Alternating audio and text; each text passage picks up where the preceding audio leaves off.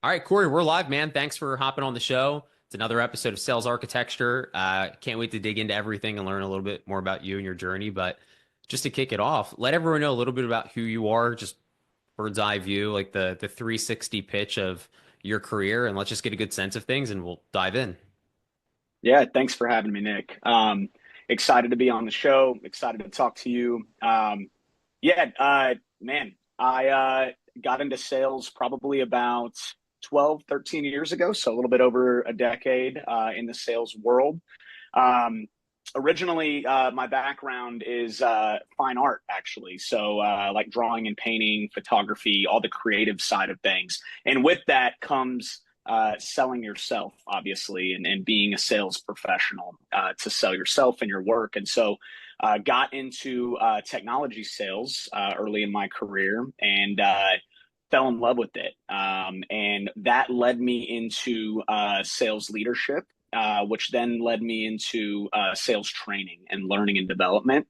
And that's where I've spent a good 8 years of my career has been in sales enablement, sales coaching, specifically performance related. And the whole journey there is to not only develop sales processes and help set up new hires in a sales organization be successful in their career by passing down the knowledge that I've learned over the years, but also lift their performance up and help companies scale, specifically startups, early stage, less than 20 people on the floor, or even smaller sometimes, and coming in and building a solid foundation for scaling. I love it. So your original background, you said, is more in fine art. What is the Yeah. transition then? What made you go into technology sales? And I do have some photography questions. We're going to dig into that because I'm curious. I just had an epiphany last week on like the capability of an iPhone and your content creation, all this other stuff. So I actually want to ask you a few questions around that. But how did you go from fine art to sales? It sounds like obviously there's a little bit of a segue, but what happened? Yeah. Well, I think when you study fine art and you get out of college, you surely realize pretty soon that you're not going to make quite a living doing that right away. And so, honestly, leaning into sales, I think was a good learning experience for me, not only to support my art habits, right, and support my art journey, which I still do, which is great, but also learn more on how to sell things and position myself in the fine art world, which I believe was an important piece of my journey. But the headline there is obviously needed to make some money living in Austin, Texas. Nice. Obviously, it's a great city to live in and be able to provide and grow as an artist as well. But I soon fell in love with the sales world and the sales tech world and seeing companies grow and seeing the business side of it and joining a startup is almost like getting your master's in business, right? Like you learn so many different things in different aspects of a business and the levers of growth. And so that became my passion and still do artwork, but leaned heavily into the sales side of things and has taken off since then. Yeah, it's great. So I want to backtrack a little bit on this. I just was curious about how you got to where you are. You know, being an artist first and foremost. It sounds like that's a passion. So I was bombarded with a set of ads that were just like, get this course and it's going to show you how to use your iPhone. And I was like, you know what? I'm going to do it. So there you go, everyone. I was sold. It was worth every penny. I did not understand. Like even right now, I'm using my iPhone. And I was, telling Cory before the show I have water damage. So if you're watching the video, you'll notice that there's this bright, like gloomy shadow basically that's permeating through my picture. But there's like I didn't understand like how high quality a phone could shoot, especially in close proximity.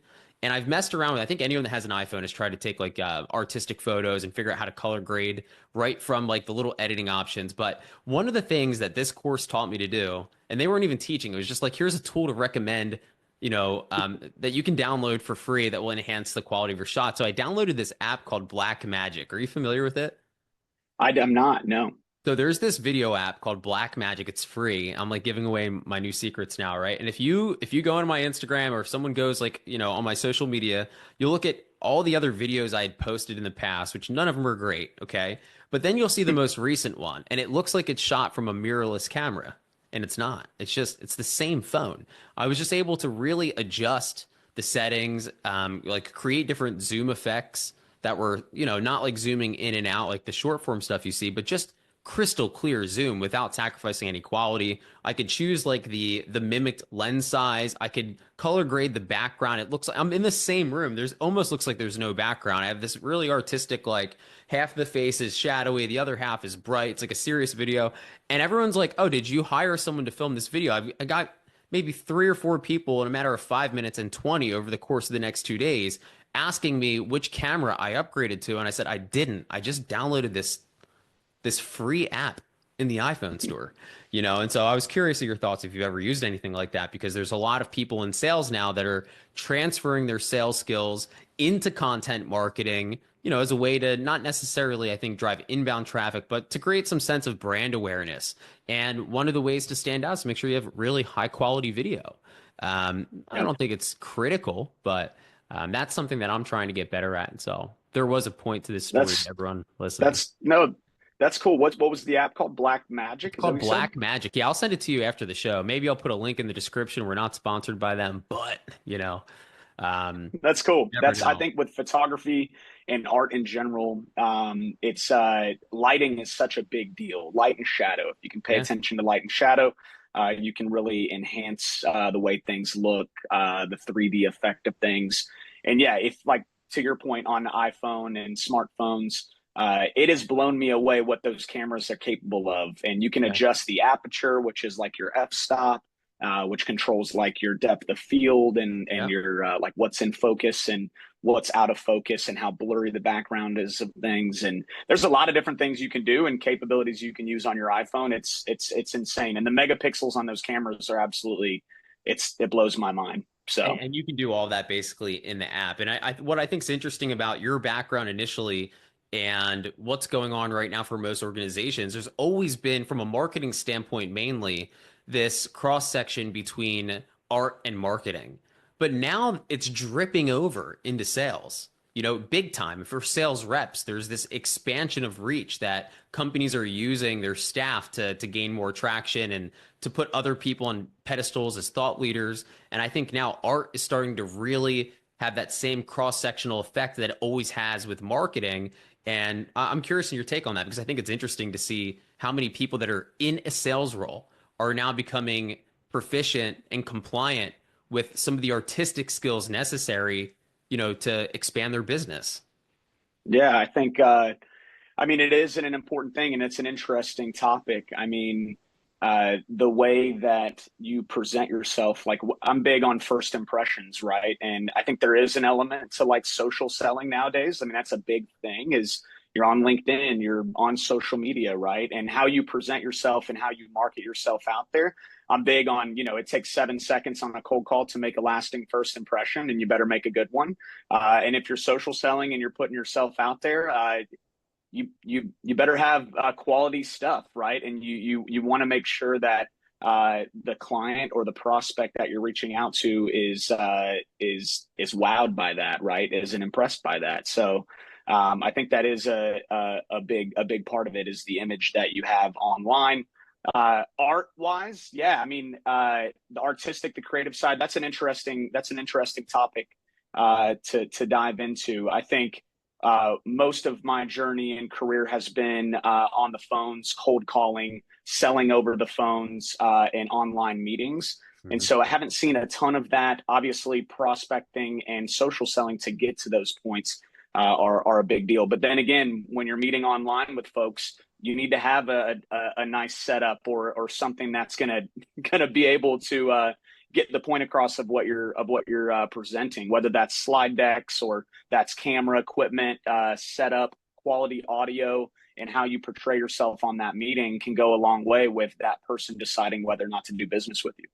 Yeah, I actually want to come back to that point in a second, most specifically around like office design, looking professional, having the audio. I have a few things that I think are interesting there. So I'm actually gonna take a note so we don't forget. But I want to talk a little bit about Cellfire. That's where you're at now. So you've had this journey, you started as an artist. It sounds you're still an artist. You made your way into Yeah. sales. We have the story behind that. Tell us a little bit about the company and what they're doing. Absolutely. So Cellfire, And we just went through a rebrand. So just recently rebranded to Cellfire. It's essentially a beautiful mix of software, AI, and coaching, right? So I'm a big believer that and after working in this industry for 10 plus years, right, and onboarding several new hires, I'm a big believer of not just giving people a technology or another tool and then just setting them free and saying, you know what, go be successful, learn it, right? I'm a big believer of obviously offering coaching with that. So Cellfire, we currently solve for high velocity sales teams that are looking to scale. So if you're a company that is early stages and you have a few salespeople on the floor and you're trying to figure out how you're going to go about that motion, and you're looking to build that sales muscle, that sales culture, that sales identity, and you're looking to grow specifically on the outbound side of things, and you plan on hiring more reps in the future, we could be a great fit for you. Also, if you are a larger company and you have a floor of 100 sales reps and you feel like there's a lack of consistency, or maybe the technology and the tech stack that you're using is a weak point and not giving you data and insights on how to grow and leverage that to grow. Cellfire could be an option there, where we're testing things out in a testing environment during a coaching journey with software, and then we can expand it to the entire team. But I think it's really important to support people with coaching as a holistic approach. We take a very unique approach with technology on focus on people and process. So it's much more than coming in and just building a sales process. It's also coaching and development and training along the coaching journey there. So essentially how that works is we provide you software, we provide you technology, but then along with that, we provide you a coaching journey. Where you get a sales performance coach, an executive performance coach, and there's different milestones that we'll hit on throughout that coaching journey. And the whole goal of this is to lift your percent revenue per rep per month on your floor. That's the whole goal. That's the target that we're aiming for. You've probably seen that on our website, on some of the testimonials there. And so I think that's a very important factor for all companies. And one thing I've learned being in this industry for a decade is there is such a thing of scaling the wrong way, right? And I'm a big believer of get things right, build the foundation so you can scale right the first time. And that's what we solve for, is building you that infrastructure, giving you a sales playbook, a sales machine and a sales process that's repeatable and scalable to help you scale in the future. Love it. One of the big things that you just said that sticks out to me is so you don't have to basically backtrack. You don't want to undo things, right? Do you find like a lot of companies you're working with, maybe outside of the startup stage or maybe even inside a startup? Because, right now there's companies that are scaling sales teams, in my opinion, a little too quick sometimes. They just hire 10 reps right off the rip, thinking more reps will mean more business. And then you have to undo that to some capacity. But do you see that people are undoing their sales process, trying to figure it out more often than not? Yeah, I think maybe it's less of undoing, and maybe it's more of just not having a sales process to begin with, right? And I think that's even more detrimental, where you have a sales floor of 25 people. They're all doing it 25 different ways. They're calling 100 different ways every single day per 25 reps. And then you hire a sales class of 10 people or a sales class of 20 people.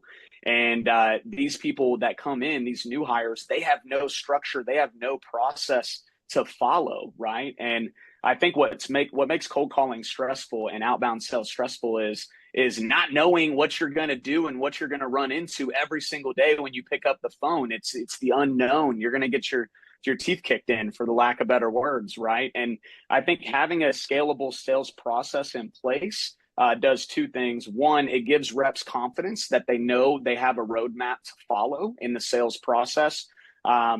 Training on reality setting, of expectation setting of, hey, not every sales call is going to end up in a sale. Like, that's the reality of cold calling. You need to have a baseline mentality check there. But the second point there is not giving your leadership a sales playbook to coach to, right? So, I think that's doing your leadership team a disservice, which trickles down to your reps. And the new hires that are coming in is if you don't have a sales playbook and a sales process to follow as a sales rep, then there's no manager formula to follow as well to really hone in on a sales process to strengthen a certain part of the cold call, right?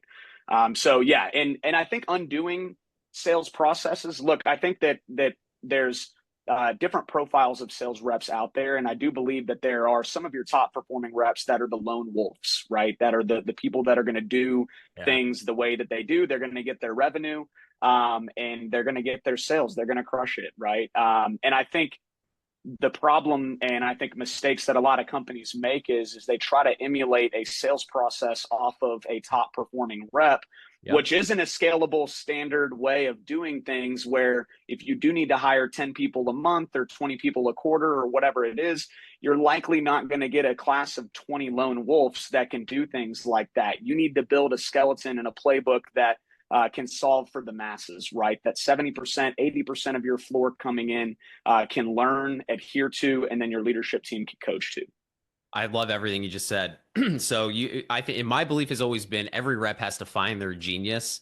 And when you try to just replicate an individual, much like a business trying to replicate another business, you're always going to be one step behind and you're never really going to be able to replicate it completely. And there's so many factors that play into that psychologically. My experiences, my thresholds, my comfort level on different things is going to be so much different than anyone else. And so there's a few things I want to break down here, right? Let's start from an outbound perspective, right? I think that from what I see, at least, and this is just my experience so far, is most companies that do start to have some sort of streamlined sales process, it's typically more on the inbound side of things.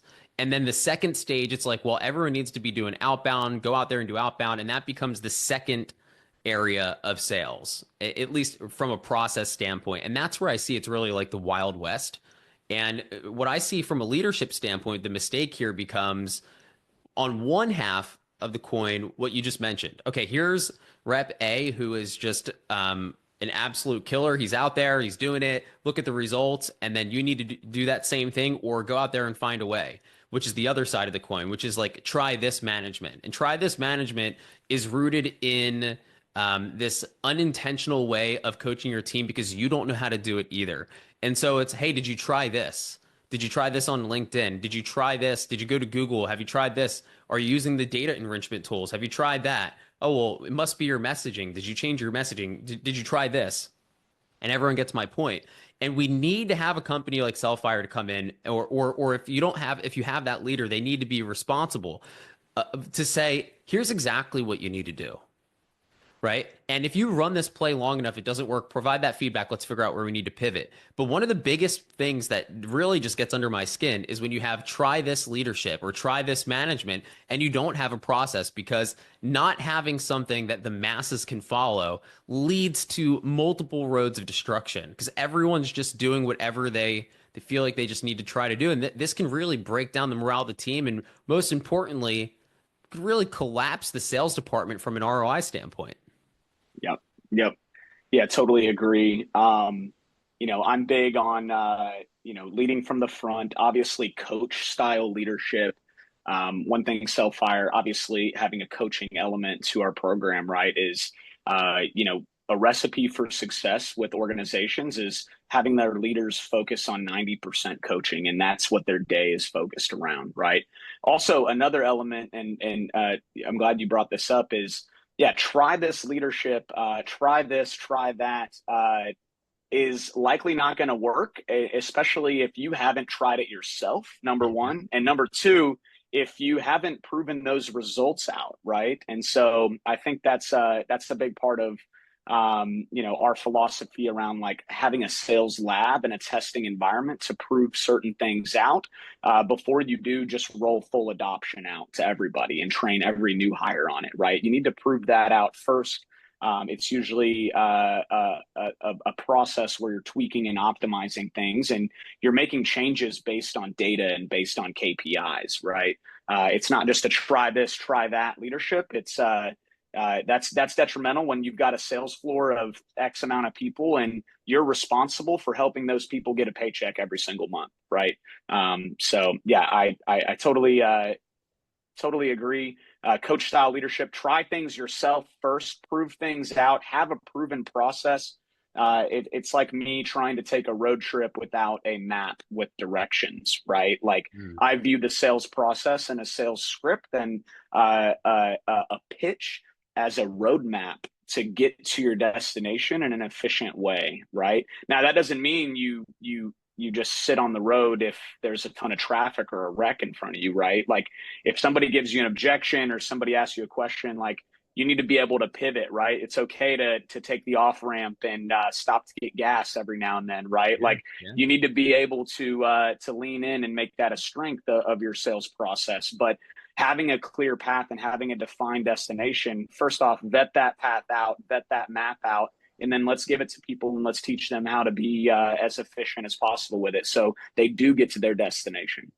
Yeah, I love that. The other thing that you said that really I wanted to note down a mental note was when you have that lone wolf and they're sitting in their stroke of genius, I find that once you do deploy a successful strategy, say leadership or someone like Cellfire came in and said, listen, we're going to test these strategies. Here's what it is. You find one that works. It's not the try this management. You've got the system. You deploy the system. You start to streamline success. You're closing the performance gap among reps. There's more consistency. But now what happens is once that performance gap is closed, once KPIs are stronger across the board, then we can start to look at each individual rep and allow them to bring their personality out, to bring their flair out, their unique genius out. And that's how you replicate that lone wolf. You replicate the lone wolf by first making them a part of the pack and then allowing them to venture out on their own.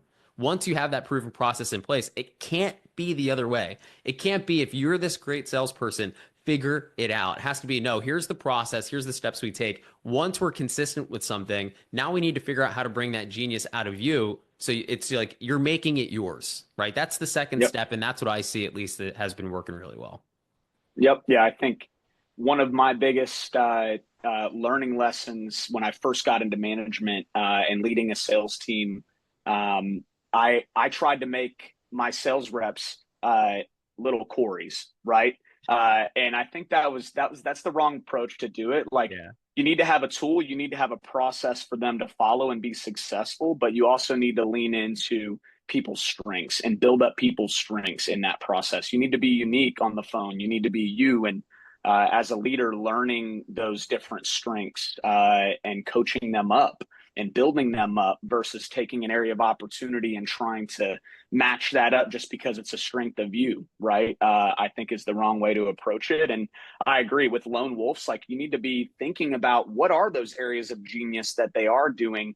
And I always coach reps, hey, when we roll out a process and we've proven this process, like I'm not asking you to take all of your sales acumen and all of what makes you special as a salesperson and throw it out the window. I'm not saying that at all. All I'm saying is let's take that, let's put that, let's set it down, and let's figure out how we can use that to strengthen areas of this process and inject that back into this process. But first, we've got to learn the clear roadmap, the efficient way, the tool, the scalable process that's going to make you successful, and then inject some of those areas of genius in and in between. Yeah, I think it's great. It always reminds me of watching a movie with bad acting. You can review a call, especially now, if you're doing virtual calls and you're using something like Fathom or, whatever other AIs in the system now, and you can just watch the recordings. Gong is another one. You can Yep. start to just quickly assess what's happening, and you watch some of these game tapes, and it's like watching bad acting. It's like, well, I went through the process, Nick.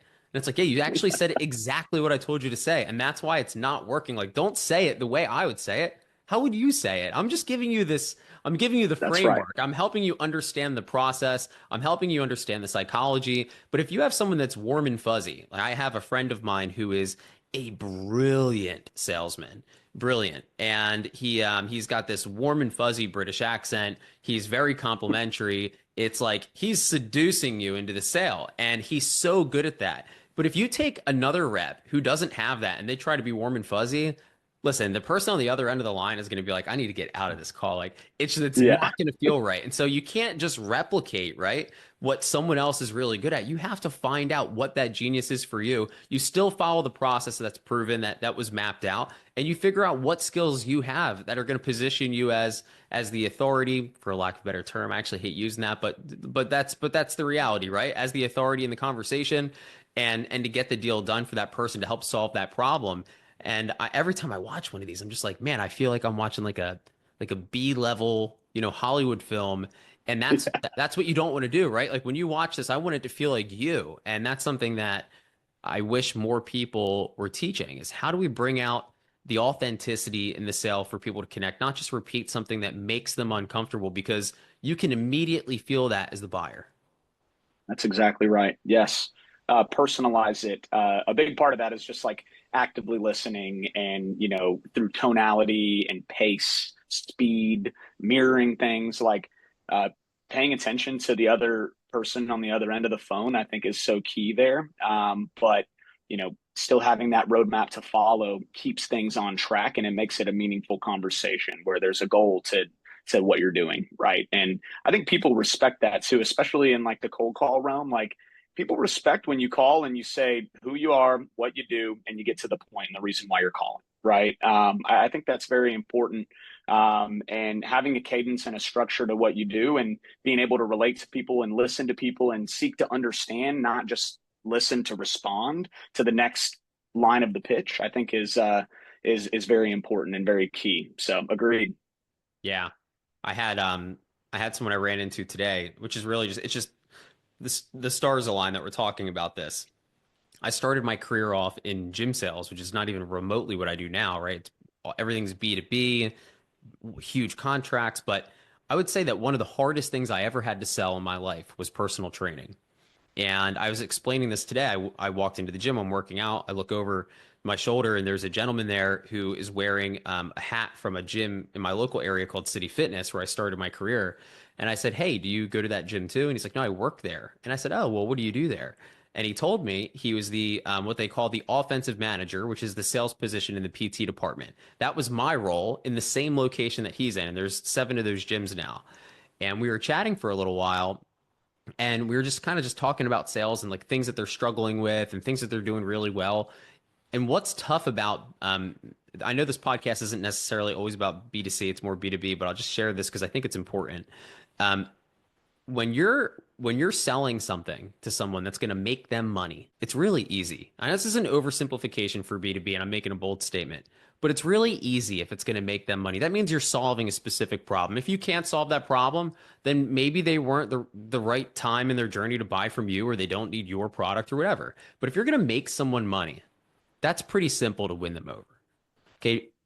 The reason that I love people that come from fitness sales, and this is what I was telling him, is that you can have varying levels of success and income as prospects, just everyday people walking into the gym.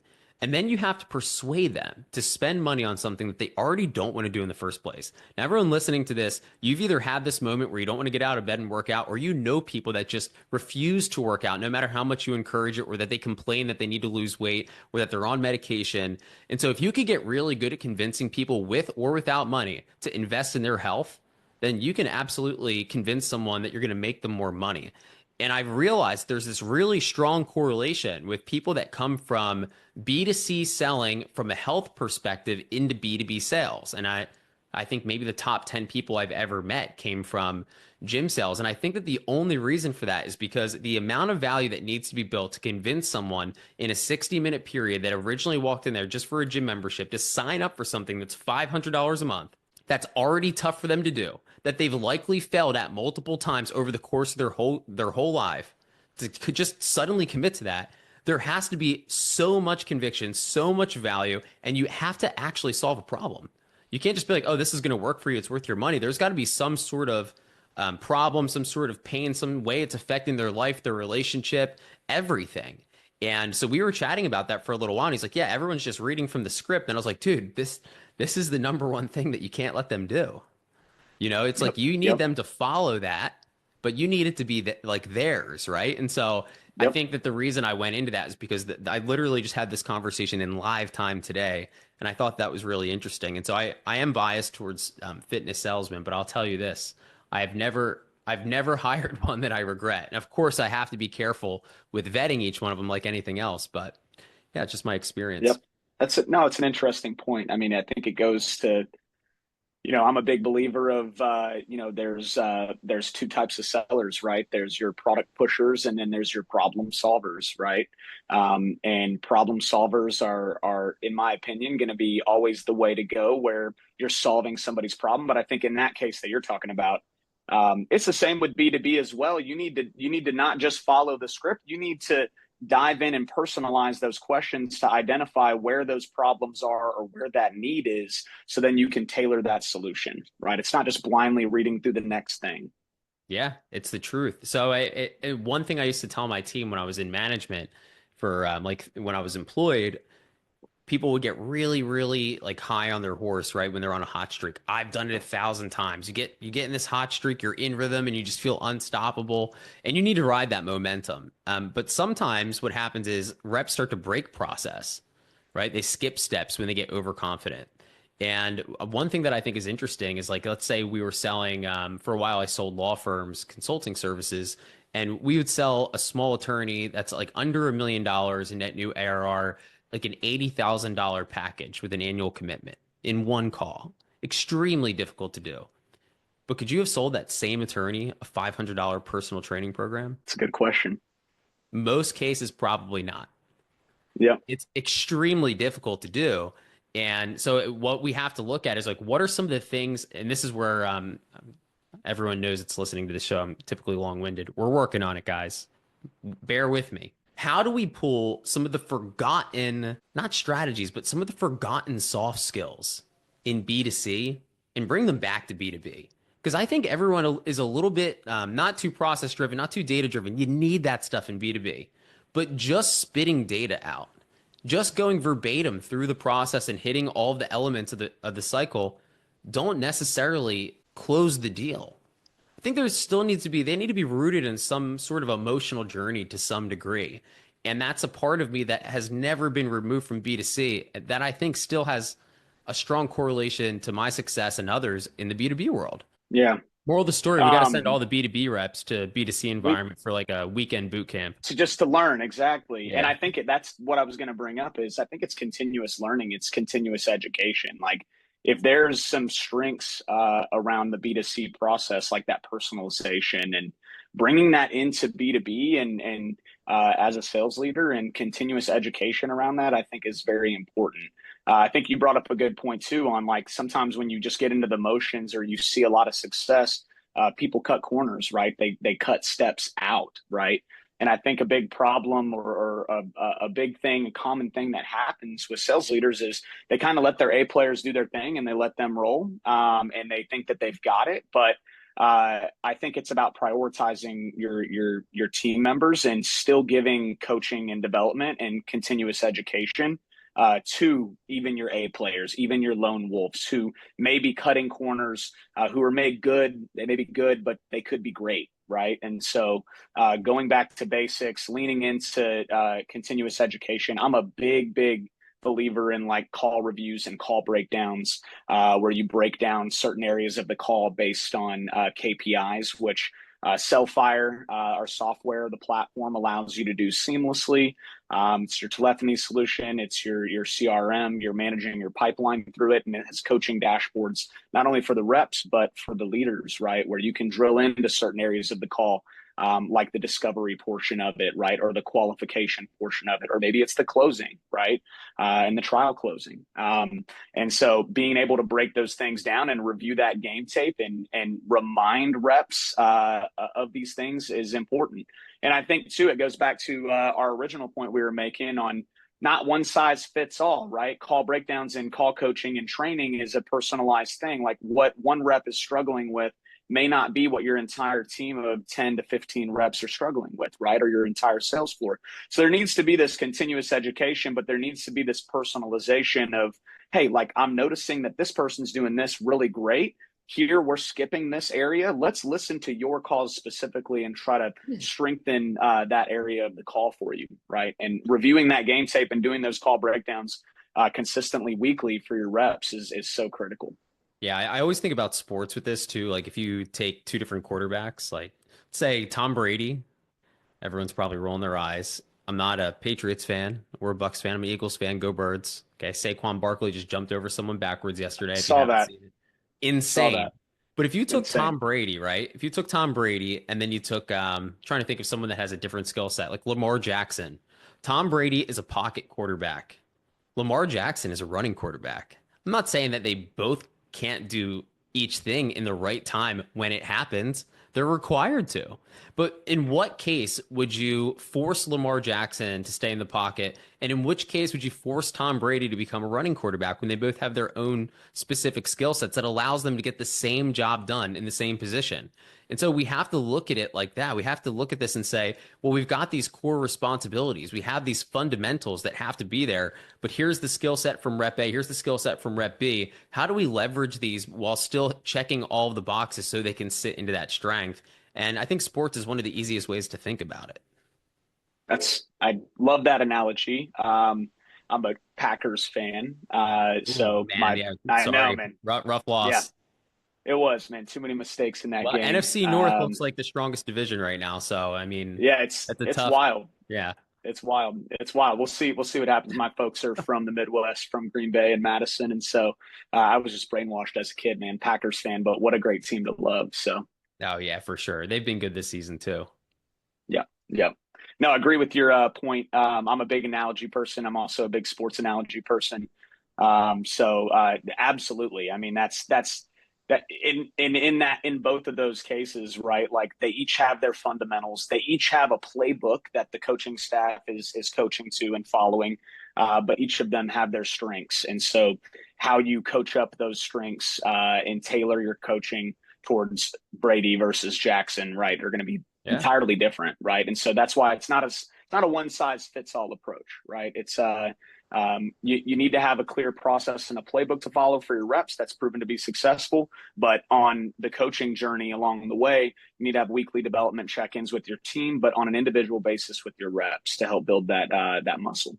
Yeah, I love it. I have a couple things I want to go over from an outbound standpoint. When I had Scott on, he like direct quote. I think he said, "The future of outbound is bleak." I hope I quoted that accurately, but I believe on the episode he said, "The future of outbound is bleak." And I think it's just about doing outbound differently. And so I think that there's a lot of truth to exactly what he said. But then there's just other ways to do it. And he was speaking a little bit about this idea of like go to network and over like just go to market, which is everything you hear right now is go to market, go to market, go to market. And Scott brought me to this world of go to network, which, people have done without labeling it that for a long time. But I think there's a huge future in what he was defining by that. But I really want to know from your standpoint, I'm really curious, what are you seeing right now that you could give the audience that's working from an outbound standpoint? What are some of the little things that are successful in the market, Yeah. or some of the Yeah. challenges? Yeah. I think outbound. Um, Listen, outbound is never going to be dead, right? I don't think cold calling will ever be dead. I think cold calling gets a bad rap. I think cold calling there's an art to it. There's an art to what you're doing, Yeah, and it's about doing it the right way, right? I think the challenge here for cold call sales and outbound sales specifically. I think the stigma of sales in general, the history of the salesperson is what you're up against 90% of the time, right? I mean, if you were to ask your audience right now, right, and you were to say, like, what do you think, or your prospects, and you were to survey them and you were to say, what comes to mind? What characteristics come to mind when I say salesperson? yeah, Right. It's probably not going to be, in a super positive light, right? You're probably going to hear aggressive, pushy, negative connotations there it's always because negative. that's their Yeah, experience going on a car lot, going into a shoe store, right? Going anywhere, picking up the phone and answering a phone call and getting that robotic script read to you, right, on the outbound side. So I think there's an art to the way that we do sales, and I think it's our responsibility as sales folks on the phone to be sales professionals and carry yourself as a professional to try to change that stigma and that stereotype. It's interesting when one of our trainings, we put up an image of pushy car salesperson, right? And then, in the pinstripe suit, on the lot. But then we put up another picture of an individual that, and both of them are in suits, but an individual that's in a suit that has TED Talks in the background, right? A TED Talk. And in what way and what makes you think of the TED Talk individual that's on stage different than the person that is on the car lot selling cars, right? And there's plenty of great car salesmen out there, right? Don't get me wrong. But I think it's about being a professional and having a level of expertise where people view you as an expert on the topic, right?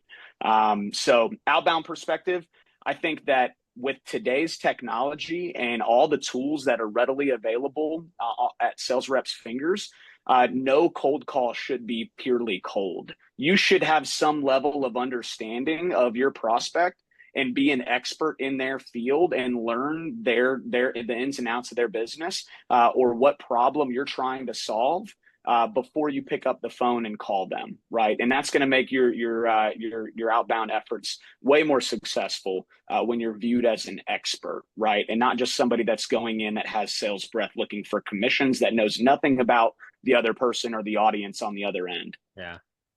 Love that. There's so I don't know if that answered your question, but it but does I a think little that bit. I'm going to dig okay. into that right now to kind of like move towards maybe some of the things that aren't working. So let me just give you an example here, like a yes or Yep. no. Cold FaceTime, yes or no? Cold FaceTime? Have you ever done a No, cold face? Yeah, I've no, never right? done. This No. is these are like actual this is something that's actually being taught, right? So cold FaceTime someone, call 3 times. They don't answer, hit them up on FaceTime, right? Mm. Do that.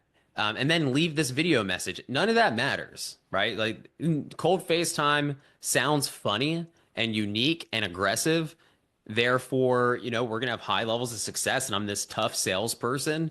These aggressive tactics are just turnoffs. And what we're not looking at is the downstream effect of the brand integrity of someone that probably could actually solve your problem. The reason I wanted to bring up Outbound, so let's go through a couple where it's like, yes or no, just from your perspective and at Cellfire, like, are these things you would do? I think that would be fun. But the other thing is that there's too many people that are out there, and I hate to pull you into this conversation, so we won't sit here, but there's too many high ticket like sales coaches with zero actual B2B experience that are trying to force feed fancy objection overcomes and these aggressive like glitzy ways to generate business on Instagram that don't actually resonate with the buyer. They don't work in real life. They may be able to do it 1,000 times and land a deal and like record that live call and use it as some sort of social proof. But I want to get sales back to be redefined to something that people really want to enjoy doing and understand that it's a career worth pursuing that can be fun, that can be rewarding, that, yeah, it has challenges. Cold calling is so tough. You have to build so much resiliency. But these things that are being taught aren't real. And most of the time, this is what happens to someone that first gets into sales. They see these companies and people that actually don't know what they're doing. They hire them, they waste their money, and then they're trying these really weird objection overcomes that sound clever on social media, but they don't apply to real life. And these outbound strategies are a lot of, in my opinion, why real outbound has become less effective and why we have to get more creative because of the spamming that's involved with some of these same structures that are put in place. So anyway, I always dislike I get quote unquote high ticket industry because it's not real business. Hate to say it. Yep. And Yep. that's part of my mission is to bring people to real companies like yours that can actually get in and help them for real.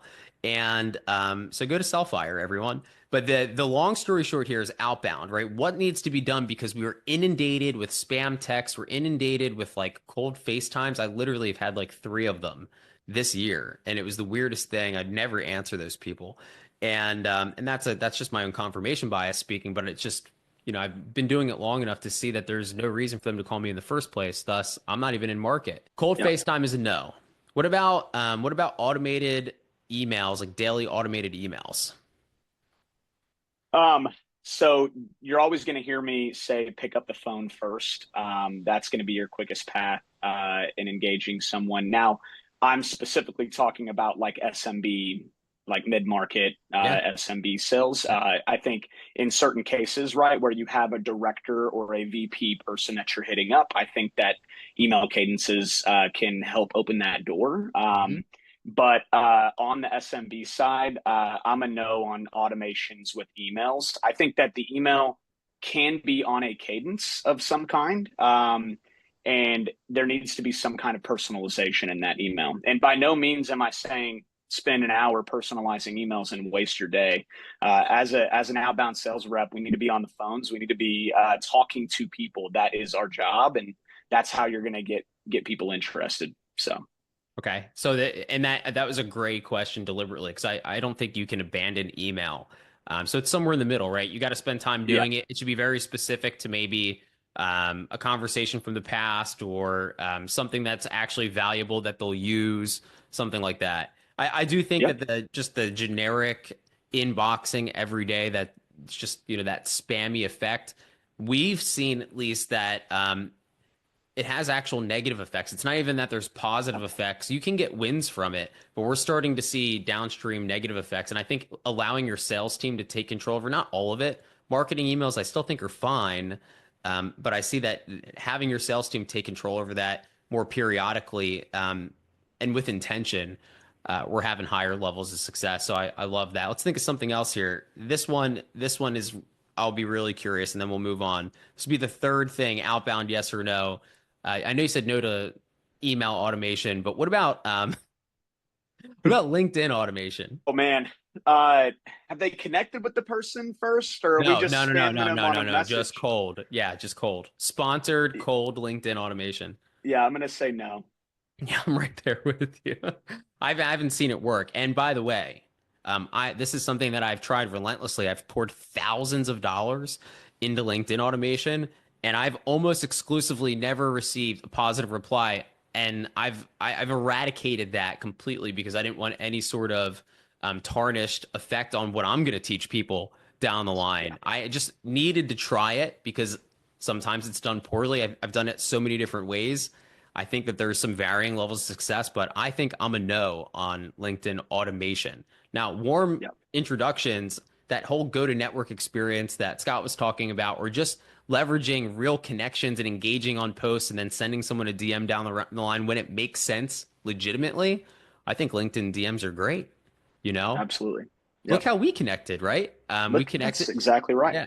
And so I do think that there's a lot of power in LinkedIn. I love it as a B2B platform, but I get mad when I open up my LinkedIn every day and there's like 20 sponsored messages. And what I've been Same. tempted to do is just like screenshot them and post them and say, blur the name out. Don't do this. Just please don't do this. Everyone that's in a B2B market, avoid this. And rather than trying to tell people what to do, I want to tell everyone what not to do. And that's Yep. a big no, I think. So I love that. So how long Agreed. has Cellfire been around? Good question. Cellfire originally was formed in 2019. And so been around a few years. We just recently rebranded last month to Cellfire. It was previously Ops IQ.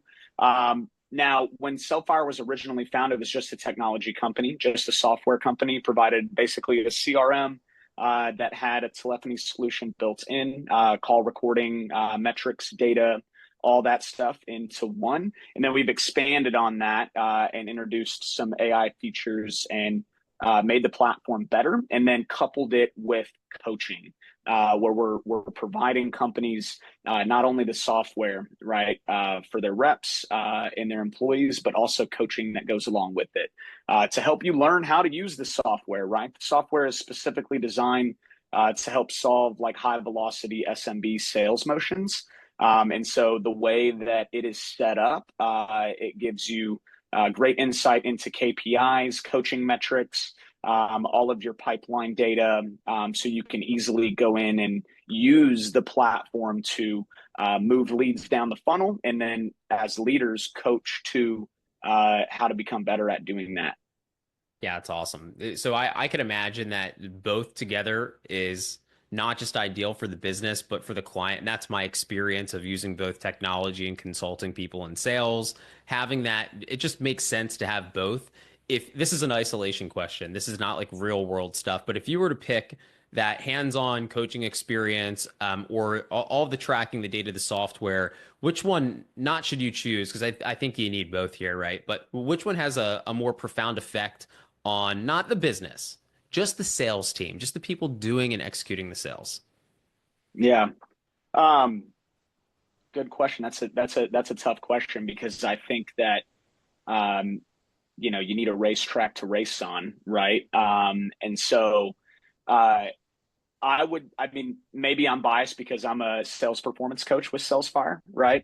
With Cellfire, but I'd probably lean on the coaching aspect of it. It's also what I've done for my entire career, is help inform the decisions of technology and tech stacks that companies go with, but then also teach reps how to use that and build a sales process and coach them to be successful. So I think like with Cellfire, they're both important, but what has the most impact on sales reps being successful and selling things is giving them clear tools and processes and coaching around how to be better at their job, right?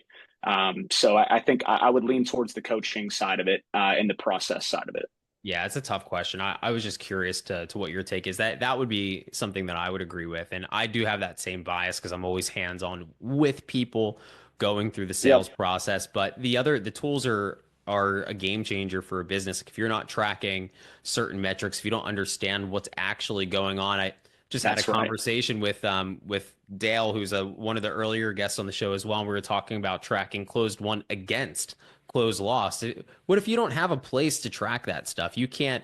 You could coach the That's team right. up in theory, right, and have the best closers, but you're putting them in front of the wrong people. The sales process isn't working, and suddenly it didn't matter. I wouldn't say doesn't matter, but you're not as Yep. effective as you could possibly be. And so I do think you need both. It's just a fun question to lean on Yeah, here. and I think too to double down on needing both. I think that one of Cellfire's strengths, right, is your top of funnel KPI tracking, right? And with our processes and with our coaching that we offer to companies, I think it's so important to focus on metrics like your DM connect rate, your DM set rate, right? How often are you setting demos when you connect to decision makers, right? And then those demos, how often are those holding and how often are those rescheduling or ghosting you, right? These are key top of funnel metrics that as a cold calling team, high volume and velocity outbound like dials, and high velocity quick transactional sales. Like you need to understand the top of your funnel when your reps are doing 80 to 100 dials a day, and using those metrics and the data within Cellfire and the software against the coaching and the processes that we build and the theory behind each stage of our process, it matches perfectly and aligns perfectly with the software on where you're not just flying blind as a leader or a sales team when you're trying to follow a process or coach to a process. You actually have like data and something to look at and calls to dive into so you can diagnose where those areas of opportunity are and where to best coach your reps to Mhm. leverage that coaching into. Yeah, so and that's what I think, like the data helps coach the business as a whole, right? And then the coaching is Exactly. direct the sales. You need both. I think that's a great explanation. What is like, this is back to outbound, but what are some of the things that you see? Time check really quick. Are you good for a few more minutes?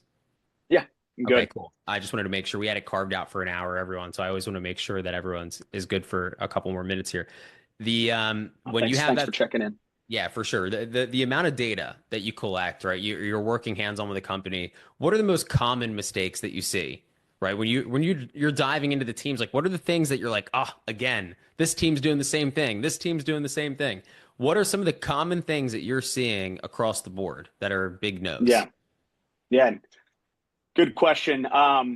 We're a big believer of the two call approach, right? So the first call, you're setting up the demo, right? You're scheduling the demo, and then the second one, you're running it. And I guess I'll focus more on the first one because your reps are doing that the majority of the time, the majority of the day, right? Your outbound efforts. I would say the biggest metric and the biggest mistakes is cutting out the middle section of your cold call approach and pitch, right? And you're trying to get to the demo set too quickly without making a case or providing any interest on why they would even show up to the demo in the Oh first God, place. yeah, that bugs the shit Um, out of me.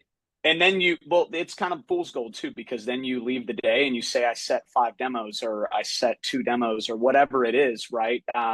And I think there's some golden ratios and numbers of percentages based on your DM connects and your set percentage and how many of those you set, but you need to make sure that those are holding, right? And what we do in that in between time, if you call somebody and you're on a cold call for 2 minutes, likely you haven't created enough of a case for them to show up and make a lasting impression in their mind to even show up for that demo, right? So we found that sweet spot's around 5 to 10 minutes, and happy to go into more detail on that in the coaching journey itself, right? But I think having some context and having some discovery and having a meaningful conversation on that cold call is probably the number one missed thing, where people just get rushed off the phone too quickly, Yeah. and they just try to set the appointment, right? And then that appointment doesn't end up holding, and we wasted everybody's time. Do you? So I think that's a key challenge, I think, for sales reps. It is that right now there's a big, I don't know if it's necessarily a debate, but there's a lot of information coming out about like when, how, and if to even use BDRs, SDRs. Are you leaning more towards the more old school approach that I see coming back more commonly, where it's like AE is going to take over everything again? Are you a fan of building out a team of BDRs and SDRs? Because I think what you just mentioned, I think that there is a big problem with the compensation incentives that encourages that sort of behavior, because the whole idea of a BDR, and they, because SDRs and BDRs, they didn't really exist 20 years ago, everyone listening, and now it's like a common thing. It's their job is to sift through trash essentially and say, okay, here's the qualified ones. Now that's useful for the time for our AE. And that's a marketing thing. It's a whole different conversation. We don't have to jump into that today, but what do you think? Like, where's your Yeah. head at? What are you guys teaching? Is there a time and place for SDRs? Are we going just to AEs? Um, yeah, it's a Am I good going to get you in question. trouble here asking this? No. No. I think there's a place for both, right? And organizations are set up in different ways. I'm a big believer. I love full cycle. I love an AE handling it from beginning to finish. But I think that it depends on the sales cycle. I think it depends on your client size, your ICP. I think if you're primarily enterprise sales, I think there's a place for that, where your AEs are running extensive long demos. Maybe they have sales engineers, they have other people on the call with them, and that's what they're dedicated to do. I think maybe that makes sense in that model, but I think for an SMB motion, even a mid market motion, I think full cycle is totally the way to go. I think that's my opinion. I think there's a place for both. I'm a big believer of full cycle, teaching somebody how to handle those objections, prospect on the initial front end, work for those demos, and then run their own demos, and close their own demos. Well, here's why I love it across the board. Just my take. Most recently, the past year and a half, I think that there are maybe some special or exclusive cases where you can hire a BDR and SDR, but 98% of the time, I think full cycle is a better way to go. If you're an AE, would you set somebody that you believe is just a bad opportunity? No, it's not going to No, happen. It'll never exactly. happen. And I'm no, this is a rabbit hole in a different conversation, right? But like I'm no compensation expert, but like to your point, like you can't just goal people off of just sets, because you're enforcing and incentivizing that behavior, right? Like there needs to be an element to that hold rate, and I think most organizations have that. But if you don't, I mean, I don't know if I can give advice on that, but here I am, and it needs to be not just throwing garbage over the side of the fence and letting your AEs deal with flake demos, and then you pay your SDRs to be successful for doing that. It incentivizes the wrong behaviors. So Well, and hold one of the rate is a big things, piece of that. yeah, and one of the big things that I've noticed is that sometimes when you have the wrong person that may have gotten enough interest to even show up, and they're not within the ICP, some of these clients can still be sold, but they have an extremely high churn rate. And that's a poor experience for the business. It's not going to have a good compounding effect or, for the reputation of whether it's Cellfire or Sales Tycoons or whoever. You don't want that, right? And so sales reps are going to do what sales reps do. I know this, at least for me. If you put someone in front of me and they weren't qualified, I was selling them. And the only reason I would do that is because the company had to know, hey, let's not do that because they're assuming they're good, right? Even though you have to do more discovery, all of these things, but one of the best ways to hold marketing accountable, this is just a hot take of mine, is to sell the people that are put in front of you, regardless, because then it Yep. forces SDRs, BDRs, marketing to really take a look at how to rebuild things the way that they should be for both departments to work synergistically rather than to hit magical numbers that don't matter unless there's actually sales being completed. And I think that there's models that have been tested that don't work, right? So if you have an SDR, it's like, well, we're going to now bonus them off of closed deals.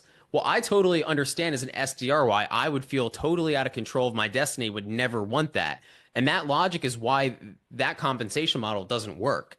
Okay, well, we got to go back towards sets.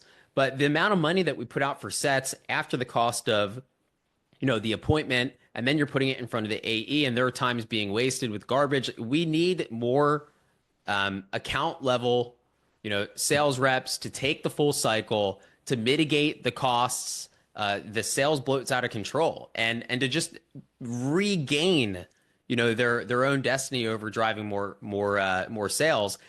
It's about how can we be more efficient as a sales team? How can we be more efficient?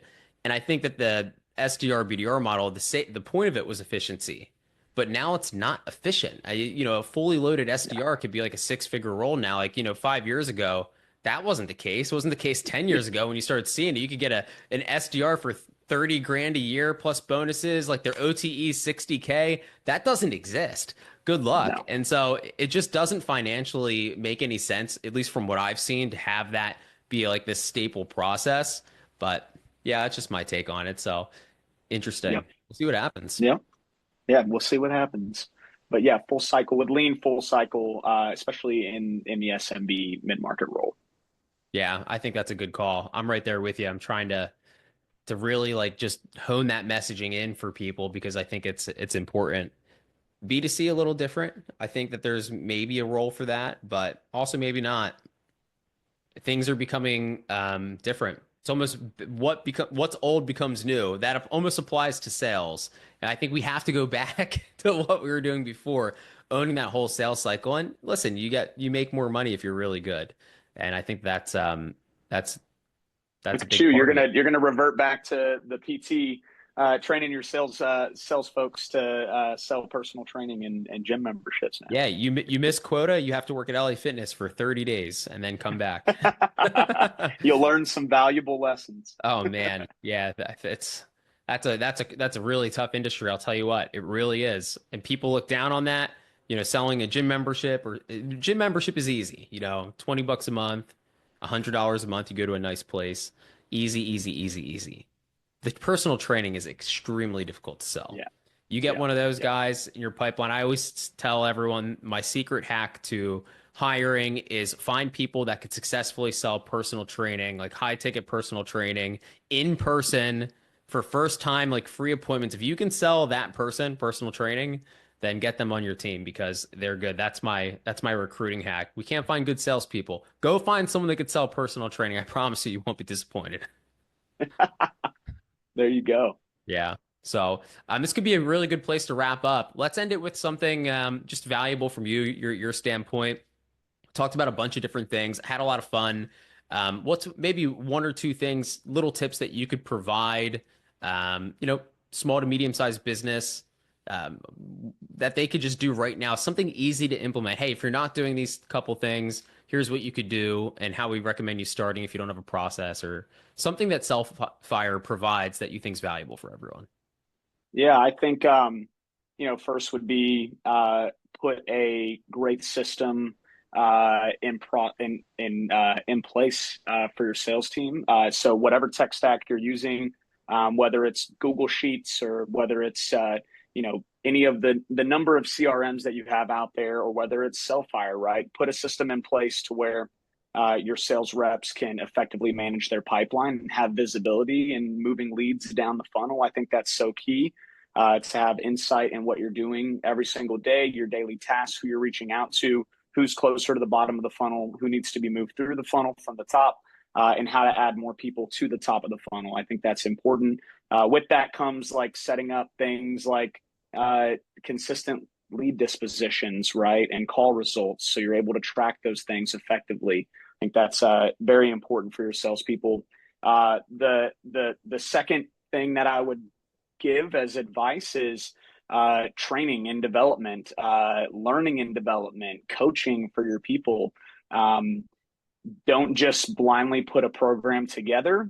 Really think about what your new hires need coming in, what your existing team needs, and hopefully if you have a system in place where you're able to identify some of those gaps and some of the areas of opportunity in your pipeline, you can use that data to inform the trainings and the things that you teach your team. And I'll say this, have a clear focus of each training program and training session that you do. I think a big mistake is we tend to throw 8 different things at sales reps all at once and say, implement all of these things. Like really hone in on figuring out one area of opportunity to focus on that week, stick to that area of opportunity, and provide actionable feedback around that on how they can strengthen and get better at that piece of the process. And if you don't have a process, or you're wondering, how the heck do I develop a process, or I don't have those systems in place, I would say you hit up Cellfire and let us help you out. Love that. That's a great place to stop. Thanks, Cory, for being a part of the show. Lots of value. I hope everyone enjoyed the conversation as much as I did, and hope to have you on again sometime. Absolutely. Thank you, Nick, for having me. I appreciate it. All right, guys, until next time, we'll see you soon.